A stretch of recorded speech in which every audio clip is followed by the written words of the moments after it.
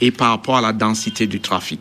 Donc je crois sur la requête de Sécurité de l'observation d'une journée de deuil national après des accidents d'une telle ampleur, d'une telle amplitude, est-ce que vous pensez que c'est pas nécessaire pour interpeller la conscience nationale sur l'impératif qu'il y a à être plus sérieux sur ces axes-là? Pour nous, je crois que lorsqu'il meurt 1 200 000, 1 300 000 personnes par an, on pourrait d'ailleurs systématiser, pas seulement à l'occasion d'un ou de 2 cas particuliers, parce que vous dites vous-même, chaque jour il y a des accidents. On risque de se retrouver à un système où on a un deuil national presque toutes les semaines. Donc je crois que au-delà du caractère émotif, nous agissons lorsqu'il y a un accident qui survient, parce que lorsqu'un Camerounais meurt ou lorsque toute personne qui utilise notre territoire meurt, pour nous c'est un deuil qui s'est installé.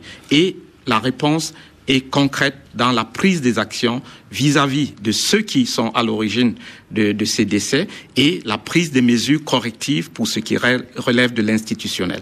Alors là, on évoque un aspect qui est celui des pouvoirs publics qui doivent regarder comment refaire ces routes-là, comment les aménager. Vous parlez d'aménagement de ces routes qui sont quelquefois étroites, qui sont pas balisées, les signalisations laissent à désirer, très très étroites, quelquefois avec des gros, on ne dira pas des nids de poules parce que là c'est des nids d'éléphants carrément sur la route où on se retrouve dans un fossé alors qu'on est en plein milieu de la route.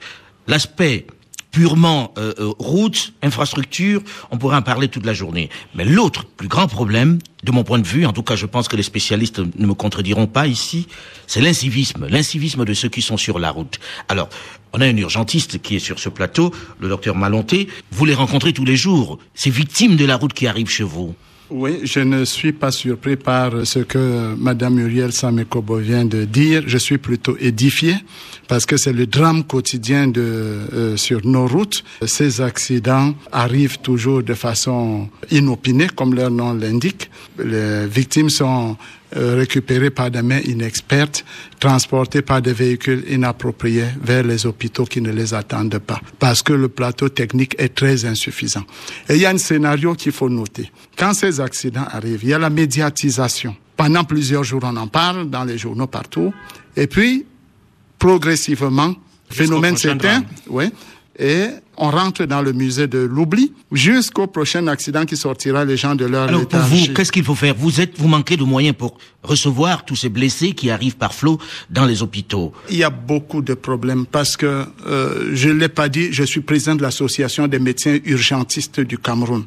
Ces urgentistes ont été formés par le gouvernement camerounais avec le soutien de la coopération française après la catastrophe d'un SAM de 1998, de février 98. SAM à quelques kilomètres de Yaoundé. Oui. Un constat avait été fait, il manquait de personnes qualifiées pour gérer cela. Et au devant des accidents, c'est des gens qui n'étaient pas formés. Alors, on a mis des moyens, les urgentistes ont été formés ici, ils ont fait le SAMU, des unités d'élite d'urgence d'Europe, le SAMU de Paris, de Lyon, de Marseille, de Bastia, de Strasbourg, rentrés au pays. Il y a une situation qui demeure, qui s'est même enquistée. 80% de ceux qui sont au devant des accidents n'ont pas une qualification dans les catastrophes. Voilà le véritable problème. On nous appelle souvent, et moi je ris quand je vois ça, parce que quelle attitude adopter? Est-ce qu'il faut adopter l'attitude du spectateur stérile? Est-ce qu'il faut adopter l'attitude de l'autruche, c'est-à-dire mettre la tête, ne pas regarder? C'est très, très embarrassant. Alors, quelle est l'architecture de secours qu'on peut déployer à tout le moins sur Yaoundé et Douala?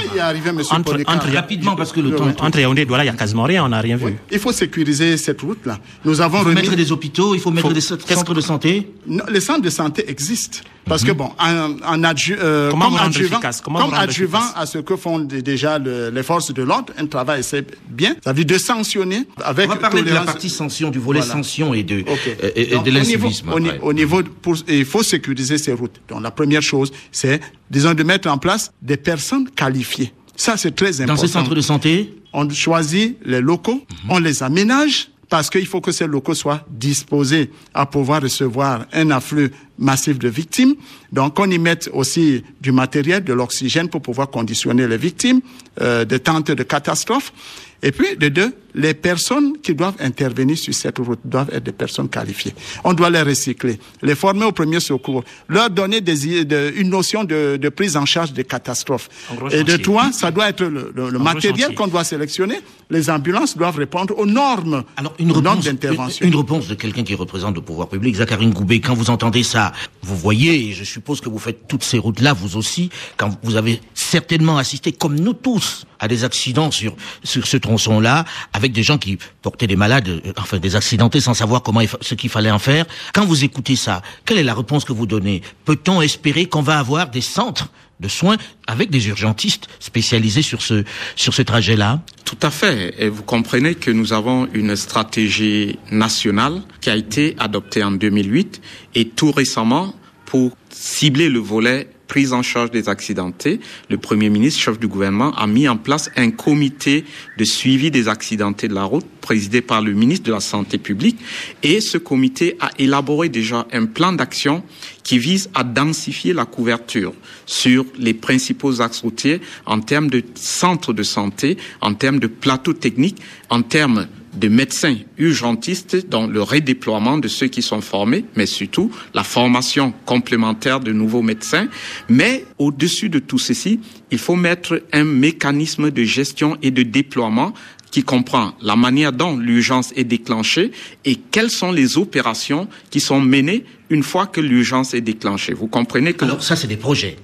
Quand est-ce que ça se matérialise? C'est pas des projets seulement parce que il y a un début d'application. Par exemple, il y a des SAMU opérationnels avec des bases de relais à Douala, Edea et Yaoundé. Vous comprendrez bien que sur 300 km, à peu près, trois centres, c'est particulièrement... C'est pour cela que je dis qu'on commence toujours quelque part, vous comprenez. Alors, on a 51 000 km de route, il faut bien qu'on commence quelque part. Pour combien de centres de sécu, de SAMU? Oui, mais vous comprenez que si on ne commence pas quelque part, on n'y arrivera jamais. On commencerait lentement. Donc, nous allons progressivement et il vaut mieux aller à point pour arriver que de mettre des structures... Ce rythme-là, sur les 51 000 kilomètres de route, si on a 3 centres de santé... Non, je crois que le problème... 3 centres de SAMU, ça fait quand même... Le problème, limite. Ce n'est pas le nombre. Le problème, c'est le système de déploiement de l'assistance. Oui, mais là, vous parlez d'un tronçon qui est particulièrement accidentogène, c'est comme ça que l'on dit, et qui fait 260 km à peu près, où il y a 3 centres de déploiement de SAMU. Vous estimez que c'est assez? Nous pensons que... Et puis pour l'ensemble du Cameroun? Vous en mettrez 10, ça n'aura pas l'effet si le système de déploiement n'accompagne pas. Parce que vous ne pourrez pas, à chaque kilomètre de route, par exemple, mettre un SAMU. Oui, mais dans le même temps, il doit y avoir des standards, des distances où l'on peut le faire rapidement. Oui, disons que le SAMU ne peut pas être opérationnel là-bas. Ce qu'il faut, c'est de mettre des unités mobiles hospitalières et qui doivent être gérées par une forme de régulation. Il faut réduire les distances. Pour les morts évitables, il y a ce qu'on appelle, il y a la notion de la golden hour. Moi, je voudrais dire que, en tout cas, pour les victimes, c'est une discussion de technique. Et pour nous, ce qui est important, c'est l'action en amont. Avant tout ça, avant de faire des projets, il faudrait déjà que ce qui existe soit appliqué. Pourquoi le ministère de Transport ne vérifie pas les cahiers de charges? Ils existent, ils sont signés par les partenaires. Il suffit de les vérifier et déjà en amont, on aura évité des choses. C'est-à-dire qu'il faut mettre en application ce qui existe. Ensuite, il y a un acteur que vous n'avez pas invité qui est la justice. Pourquoi est-ce que c'est si compliqué de rendre justice, de condamner des coupables? Pourquoi c'est long? Pourquoi les victimes n'arrivent même pas souvent jusqu'à la justice? Mais quel type de difficulté avez-vous à porter plainte contre? C'est toute une démarche administrative. La justice, il faut pour qu'elle soit rendue, qu'elle soit impartiale, il faut des garanties. Et pour cela, il faut que tous les citoyens victimes de ça, parce que cet axe qui est vital pour le pays est devenu l'axe le plus fatal. Il épuise toutes les forces de la nation. Et si on n'agit pas en amont, déjà avec ce qui existe, il faut pas faire des projets. qui ne peuvent pas être concrétisés. Vous portez encore le deuil, ça se voit. Est-ce que il vous est arrivé, vous ou un autre membre de votre famille, de reprendre cet axe-là? Est-ce que vous vous interdisez maintenant de circuler dessus? On est obligé de le reprendre. On ne souhaiterait pas le reprendre parce que à chaque fois, c'est difficile. On est obligé. C'est le seul axe, c'est le principal axe économique du pays. La plupart des Camerounais, quand ils prennent cet axe-là, ont le ventre noué. Sont 15 000 morts. C'est une ville camerounaise qui disparaît tous les 10 ans. Bon. Et tous les ans, un village. Alors on va en parler avec le responsable du ministère des Transports qui est là sur place. Nous arrivons malheureusement à la fin de la première partie de ce magazine. Nous nous retrouvons juste après une nouvelle édition du journal sur Radio France Internationale pour la suite de ce débat sur la sécurité routière au Cameroun, qui est particulièrement meurtrière. À tout de suite.